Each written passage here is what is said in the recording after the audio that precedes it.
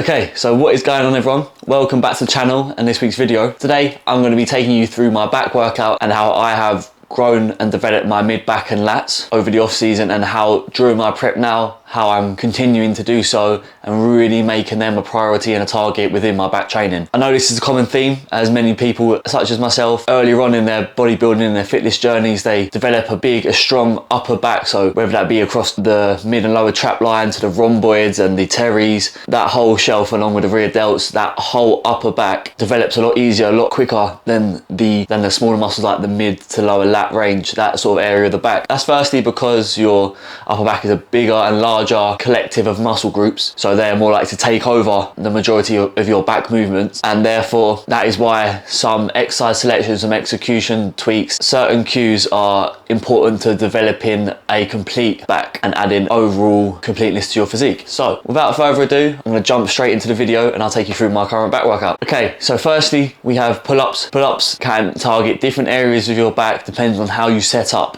So me, I'm trying to grow my lats, as I mentioned in the beginning of the video. Therefore I'm keeping my elbows tucked and not flaring them out, as you flare out your elbows, tension shifts up the back, so lats, and then it starts to come up to your back into your rhomboids and then your rear delts as you get to the most exaggerated angle of elbow flare. So 4 by 15 reps as the target range of reps. What you'll find is this is hard to gauge your progression on, depending on what sort of phase you're in. The easiest phase to gauge progression is in a maintenance phase. As you are getting bigger in a growth phase and a gaining phase, an off-season of bulk, you'll find you may be losing reps in this area, whereas you're going to be gaining reps and progressing a lot better in the other movements of the workout, obviously because you're adding loads progressions every time you go to the gym, as you're going to be getting bigger as part of your gaining phase. Contrasting to this, like my stage right now, pull-ups are my easiest and best progressive movement, as I'm getting lighter, so I'm taking load regressions every week. So you need to make sure, especially in a dieting phase, that you get those rep progressions every week, or add extra load. You can weigh yourself and add the necessary weight to bridge the gap. I'm not doing that. I'm making sure that I'm progressing my body weight abilities and just making sure I get more reps every week. So I do 3 of my 4 sets body weight and 1 set banded. The progressions that I'm taking is taking less sets banded. When I was in my peak off season, I did just the first set body weight and then the following 3 sets banded, just so that I could get the control of the eccentric and really keep tension on the lats, which is hard to do when you're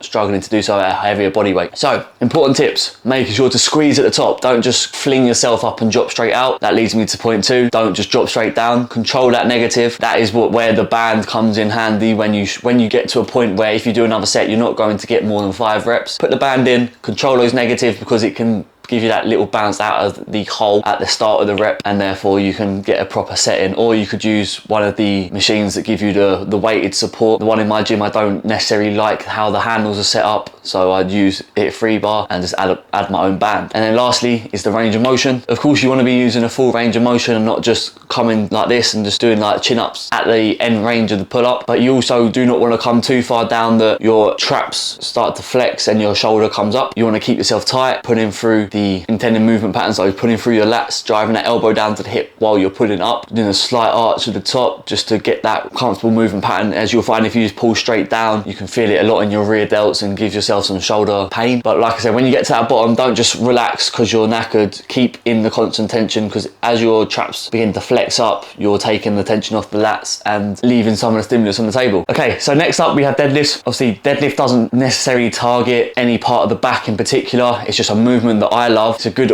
all-round body exercise, and like I said, I love deadlifting. I love picking up heavy weights and shifting that. So here I do 5 sets. The first one, my coach Brad has me do a 20 rep warm-up set. So I put a plate on, do those 20 reps. I do those touch and go, because dead stopping for 20 reps is going to kill you off. But I do that touch and go, and then I move to a dead stop just to reset, re-brace, stay safe, as this movement can quite easily cause injuries if you lift like an idiot. So then I do my next 3 lead-up sets of 4 reps, and then a 4 to 6 rep range for my top set. As you see here, I've got 3 reps and the deficit is starting to get to me a little bit. That 3 reps looked a lot worse than last week, but that'll be rectified when we next attack back day. So why deadlifts on a back day? Other than the most important part that I previously just explained about enjoyment in the gym and loving the exercise, putting some load through those erectors is a good way to develop the lower portion of your back. Like I mentioned in the intro, my upper back was way more developed than my lower back, so trying to get that hip hinge and get those erectors working through through higher loads is only going to help grow them and fill out that missing piece at the bottom of my back. Okay, so we're moving into exercise 3 now, which is a T-bar row. You'll see that I'm using the close grips in a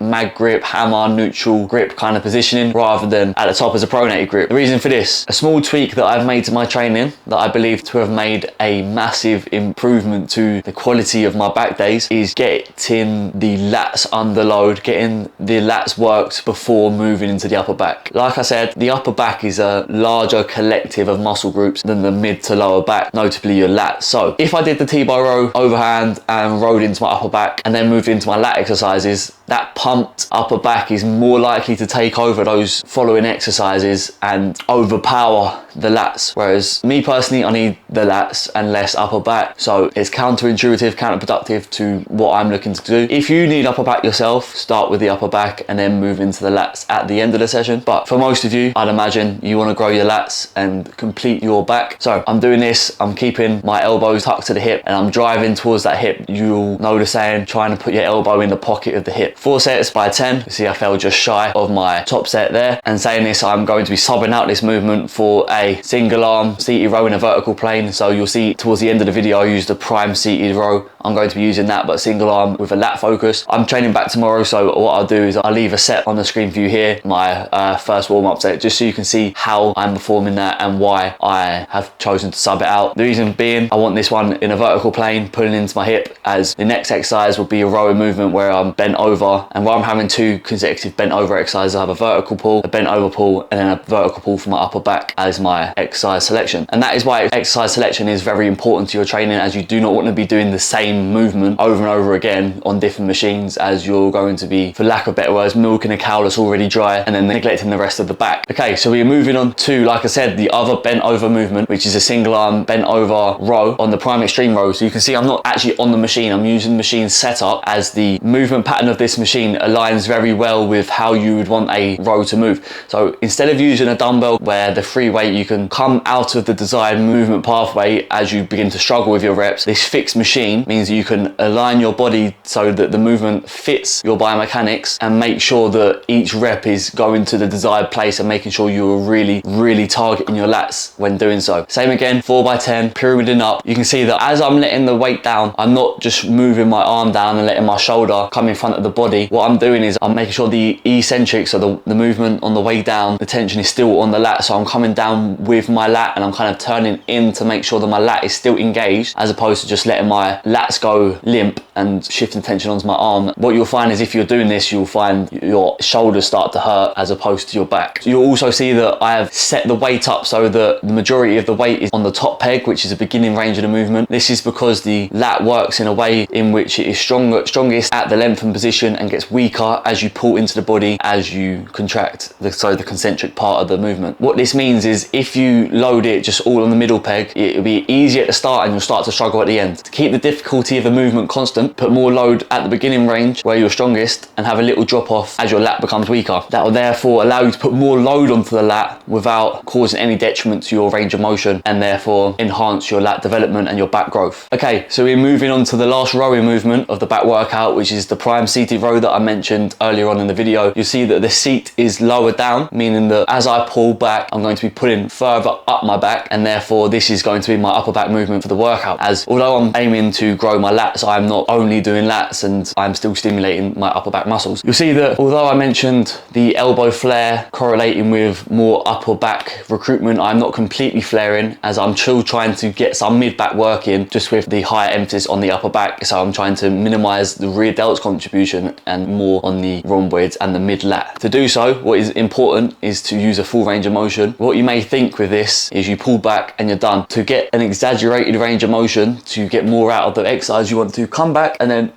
try and wrap your shoulder blades around your spine. That is the cue that you should use to get full range of motion on your upper back muscles, which is indicative of when you train your rear delts, you want to stop prematurely in that kind of perpendicular plane to not recruit the upper back and keep the tension on the rear delts. So it stands to reason that to get more out of your upper back rather than your rear delts, you want to come even further back and wrap your shoulder blades around your spine to recruit more of your back muscles as opposed to your rear delts. So that is the end range and the concentric, the shortened range covered. The lengthened range, this machine in particular has a little drop off point. So it will be constant tension, then it kind of like dips down like this as the machine arcs downwards. This creates a greater amount of tension, so it makes it harder in this beginning range of the movement. Hence why I've got more of the weight loaded on the mid range as opposed to the top range, just because that drop off point is there, and it makes for a nice place to hold the movement. So you can sit in that position for half a second, almost like a pause rep, just to kill off momentum and make sure that the tension is still on the desired place and the tension is constant. That being said, there's still a little bit on the top, as like I said before, that you still want to load that beginning range of the movement, as that is where the muscle is strongest and the strength profile decreases as you contract, in contrast to a body part such as the bicep where you're weakest in the length and range and you get stronger as you contract. Same again, there's a pattern here, 4x10 once again, and then as you'll see I fall a bit short. This is why filming your sets is important and being accountable to check yourself. I'm going to drop the load a little bit and reset this movement, as I have let a few of these pointers that I've just told you, I've let them break down myself. So I'm going to check myself, reset when I go into the gym tomorrow, and make sure everything is bang on, and then re-progress as I go through my prep. Not only to increase my muscle growth and make my training better, but also when you're dieting, you've got less fat stores, less glycogen stores, increased risk of injury. So lifting in a way that is less safe is just not something you want to be doing. So to wrap up the back day video, we've got a muscle round of pull downs. You'll see I'm using the Panata pull down machine, but I'm using a single arm. What this machine does is it kind of diverges a little bit. So if you're doing it single arm, you want to kind of shift your body to face not directly in front, just a little angle to the side, depending if you're putting with your left, you come a bit this way. If you're putting with your right, angle yourself a bit this way as you pull down, just to allow you to keep your arm and your elbow tighter towards your torso, so you're pulling more directly into the hip as opposed to just pulling back. As like I've mentioned before, elbow to the hip is one of the most, if not the most important cue that you want to be using to grow your lats. So like I said, muscle round, 6 stages of 6 reps. As you'll see, my final one, I got 7 reps, kind of shows to you that I can take a little low progression, even if that means I just go heavier on 4 of the 6 stages and then progress that way, which is what I am looking to do. Like I said, I'm in the gym tomorrow training back, so that is what I'm looking to do. Just because you're doing a muscle round and you're decreasing the rest time, I'm doing 6 reps, 15 seconds, 6 reps with 15-second breaks between each stage. That doesn't mean you rush the reps themselves. You still want to control the eccentric, and like I said with the pull-ups, you want to extend with your lat. So twist it in with your lat, don't let your shoulder go limp and your traps flex as you're taking tension off your lat. So come up nice and slow, twist in with it to keep the tension on the lat, and then drive down into your hip. Squeezing that hip, just because you're training your lats, and like I said, you don't want to become too far back and recruiting your upper back, that does not mean you neglect your range of motion. You get into the hip. If in doubt, pull a little bit further, because you're better off coming down and using your upper back a little bit than coming shy and not training your lats properly.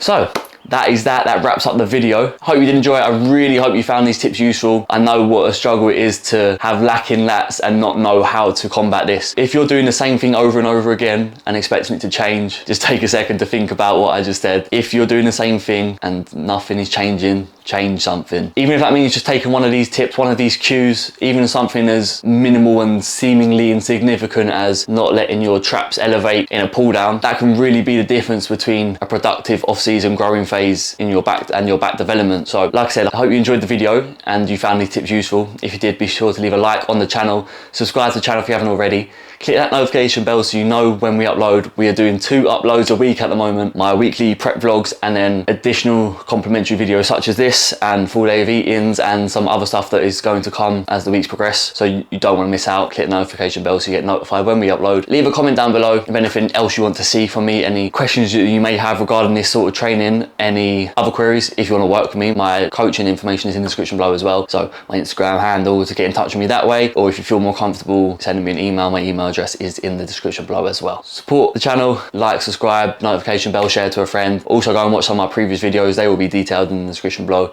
But that is it for now, and I'll catch you in the next one.